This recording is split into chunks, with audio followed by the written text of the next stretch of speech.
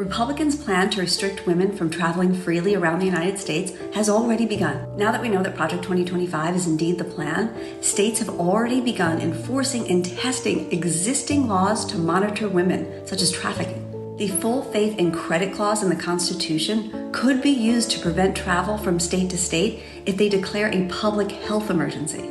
States like Texas, Tennessee, Idaho, and Alabama have already tried using these laws, including giving personhood status to a fetus, so that the fetus inside you is a separate individual, and therefore leaving the state would be trafficking. It's always been about humanity for me. It's always been about empowerment and lifting people up. I'm feeling lost. And if that's something you don't want to hear and don't really feel connected to at the moment, I get it.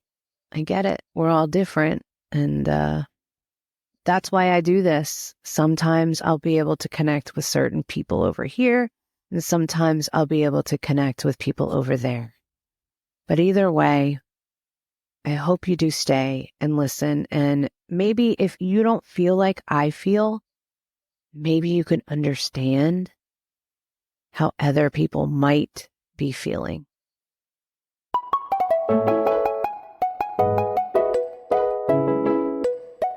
I'm your host, Christi Chanelle, and this is the Love You Miss You Bye podcast.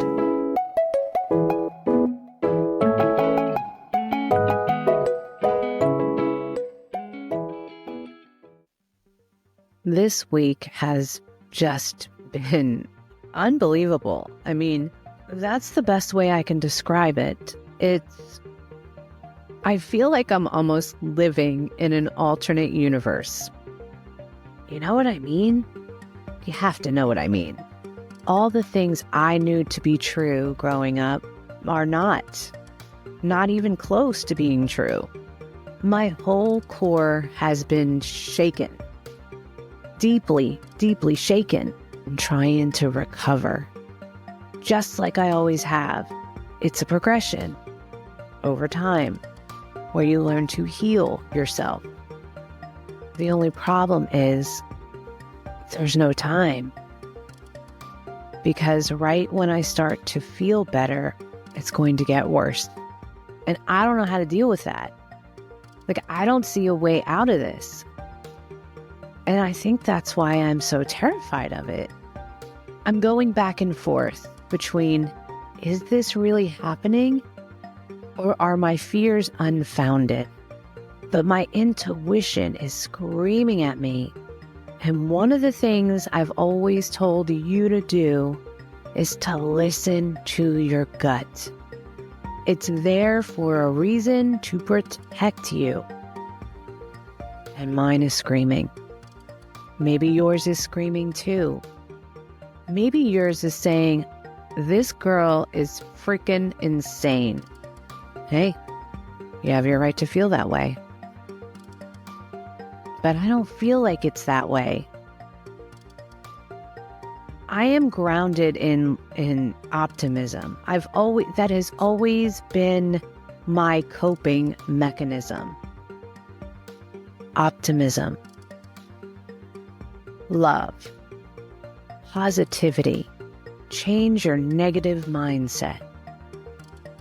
And maybe that's why I'm so rocked to the core, because that's who I am at my core. And I can't find it right now. I can't find it. And I see people just living their days, and they're just posting their memes, and they're talking about all these other things. And every time I see it, I'm like, how are you able to look and focus on anything else? I feel energy. You know this. I say it on other episodes. I'm an energy feeler. And I think that is why it took me out for days after the election. I mean, out. I couldn't focus on anything. Nothing. I have just never felt that way before about an election. Because Democrat or Republican, it doesn't matter. Like, it's a different political view. And that's what this country is built on. Different opinions. We don't have to be the same. That's what makes us great.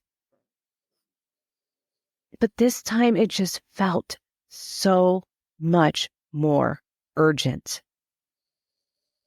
It was so much more than that. And it just breaks my heart that people that I love do not get it. GOP allies admitted that Project 2025 was a plan all along, less than 24 hours after Trump's win was called. Matt Walsh, a right-wing commentator, wrote on X, "We can finally say that, yeah, actually Project 2025 is the agenda." But whether Walsh was trolling or not, Stephen Miller, who was in a Project 2025 recruiting video, was just named Trump's chief of staff for policy. Since 2021, Miller's been running the right-wing group America First Legal, the first of many organizations to formally back Project 2025. Trump also named Tom Homan, a key contributor to Project 2025, as his border czar, to carry out mass deportations. Trump had tried to distance himself from the unpopular 900-page scheme to rescue the country from the grip of the radical left, but we all knew it was his plan all along. The overlap in his proposals from Project 2025 and his Agenda 47, the myriad of Trump allies behind the document, and the Heritage Foundation telling us Trump endorsed it in a secretly recorded video gave it away. He's very supportive of what we do. It wasn't the left that got tricked. It was those who voted for Trump, believing they would never try to implement Project 2025 and saying Democrats were just fear-mongering. Just some of the document's contents include an unprecedented expansion of the president's power, a national abortion ban, doing away with environmental protections, erasing any protections for LGBTQI plus people, eliminating the Department of Education, rolling back benefits for veterans, and so much more. Those on the left have been gearing up to fight the draconian plan, but a professor of public policy and political science at Northeastern University said there's a high probability a large portion of the plans get enacted if Republicans control the Senate and House. We're now in the f*** around and find out stage of American politics. They don't get it. Do you get it?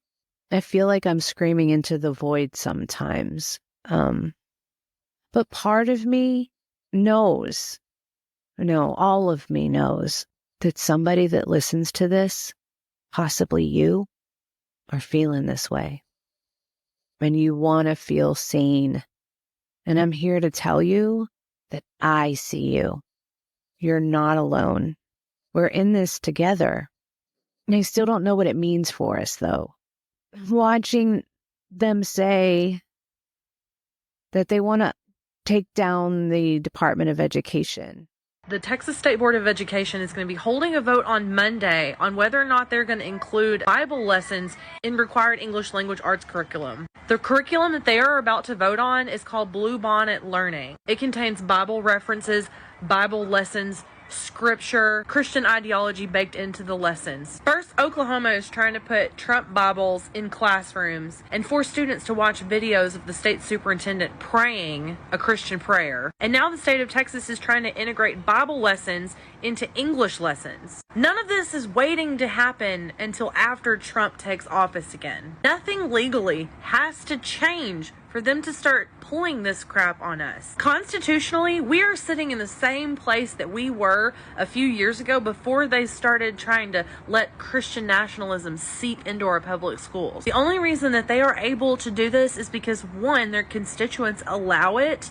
Like Texas and Oklahoma, the majority of these people think it's a grand idea to bring prayer and the Bible back into schools. And the other reason that they know they can get away with it is because Trump is about to get into office, and Project 2025 clearly spells out their plans for integrating Christian nationalism into our public schools. So they're just getting a head start. But right now, you do have options. And if you want to make your testimony known to the State Board of Education before they hold a vote on it on Monday, please write your statement to testimony@sboc.texas.gov. And always remember, if they want to talk about parental rights and school choice, this game can be played both ways. You can exercise your parental rights, and they do not have to force your child to pray or read the Bible in public school.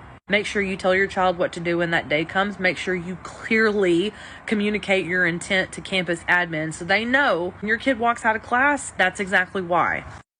The Department of Education is what helped my son, Trevor. I moved to this area for education for him. He was struggling where we were. So I moved here, and they diagnosed him right away as being dyslexic and ADD and having trouble taking tests and all of these things. And he was approved and is a part of the 504 plan. Do you know what happens if the Department of Education closes? Not what you think happens. Do you know what happens? Because the Department of Education is responsible for the IDEA Act of 1975, and that guarantees a free and appropriate education for all children with special needs. If the Department of Education is closed, they are the only institution to enforce this, which means if you have a child with special needs, they are no longer guaranteed a free and appropriate education in its least restrictive environment. It would be wise for you to ask questions to your school board, to your legislators in your state, to find out what their plan is to carry over the services and education of your child if they have an IEP or a 504 plan. Food for thought. I'm a single mom. I would not have been able to afford that program on my own if I didn't have it. Now, I'm lucky because we got in when he was in 6th grade and now he's a junior. And because of that program, my son has the confidence that I've always wanted him to have, because he didn't have it when we first moved here. He felt he was stupid. People were making fun of him because he couldn't read out loud like they could. It was a struggle for him. This program gave him the confidence to know that he was not stupid. I know if they remove him from the 504 plan his senior year, my son is going to be okay. I know that. But I sit here and I think about all those other kids that will not get those same opportunities because they're not going to be able to afford it. I am proof the program worked. I'm sick. You shouldn't force religion upon anyone. My mom ran from it. Christian Baptist from Texas. She wasn't allowed to wear shorts or bathing suits. She grew up in the church. After she married my biological father, who was Catholic and Spanish, which was not a good thing, not by their standards, she ended up marrying my stepdad, a Jewish man, a teacher, and ran from Texas as fast as she could and decided she wasn't going to raise me in any religion and she was going to let me follow my heart and choose. And I appreciate that because that's the reason I am who I am, because I felt the freedom to follow my heart. It makes me a free thinker. This would have terrified her 100%. I'm sad. I'm worried. I'm scared.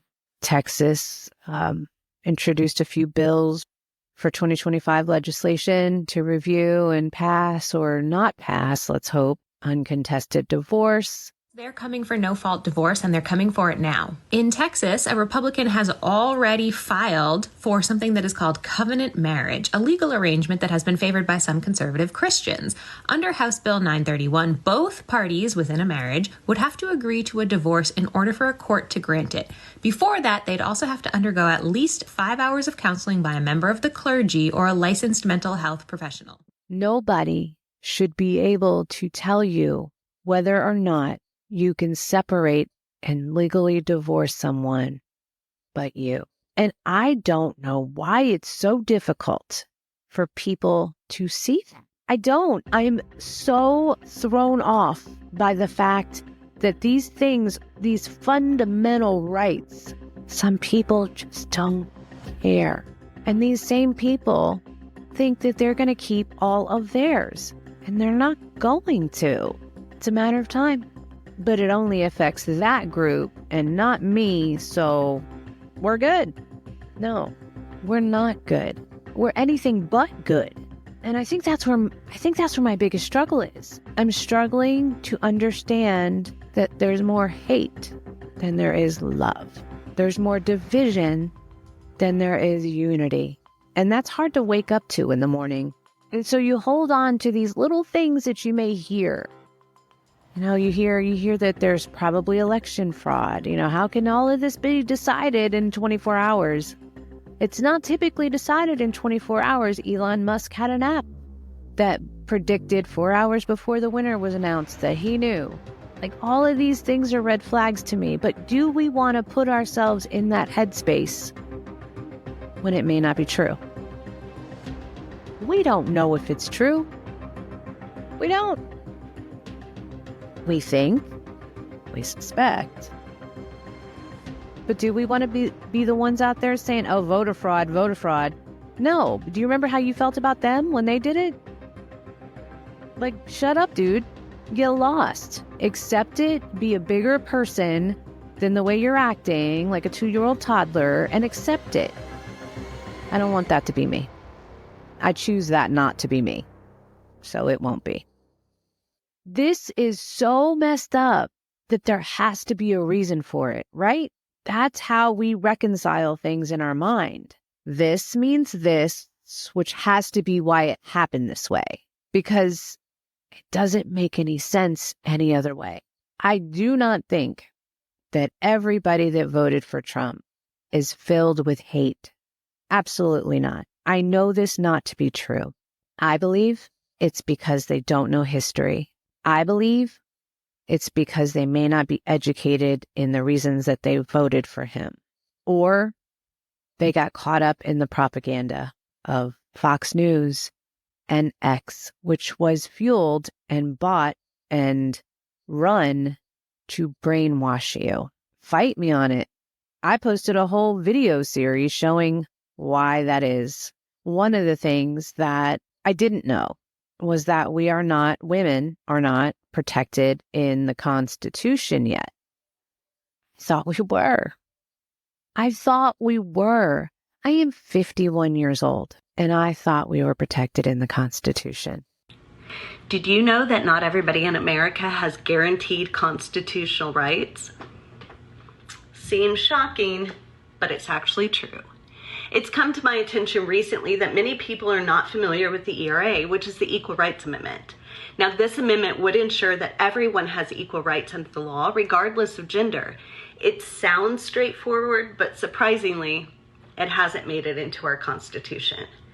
The ERA was first introduced nearly a century ago in 1923 by Alice Paul, who was a leader in fighting for the right to vote for women. In the 1970s, it gained strong support, but it fell a few states short by the time of the ratification deadline hit in 1982. Recently, more states have passed the ERA, technically giving it enough support, but there's a lot of legal debate whether or not these newer votes can count given the deadline. Some people wonder why we even need the ERA when we already have laws like the Equal Rights Act, and here's the difference. While the Equal Rights Act does provide protections, it's a law. It's not an amendment. And that means it could be changed or even taken away by Congress. The ERA, on the other hand, would be a part of the Constitution, providing a permanent, unchangeable guarantee of equal rights. Now, if you're wondering what we can do to help the ERA finally make it to the Constitution, here's some ways to start. Number 1, stay informed. Knowledge is power. Share the story of the ERA with others. The more we understand its importance, the stronger the movement becomes. 2, support leaders who are committed to equality. Some lawmakers are actively working to have the ERA recognized, and supporting these leaders can make a difference. And number 3, reach out to your reps. Your voice matters. A quick email, call, or even a message on social media can help show that people still care about the ERA and that it is not a dead issue. 4, get involved in advocacy groups. Organizations like the ERA Coalition or the League of Women Voters are leading the charge, holding events, rallies, and petitions, and getting involved can amplify your impact. Number 5, vote for candidates who champion the ERA. Voting is one of the most powerful tools we have to push issues like this further. The ERA is still within our reach, and with all of us raising awareness and supporting change, we can finally secure equal rights for all as a permanent part of our Constitution. And wouldn't that be great if we all had guaranteed constitutional rights? We need the ERA now. I've been asleep.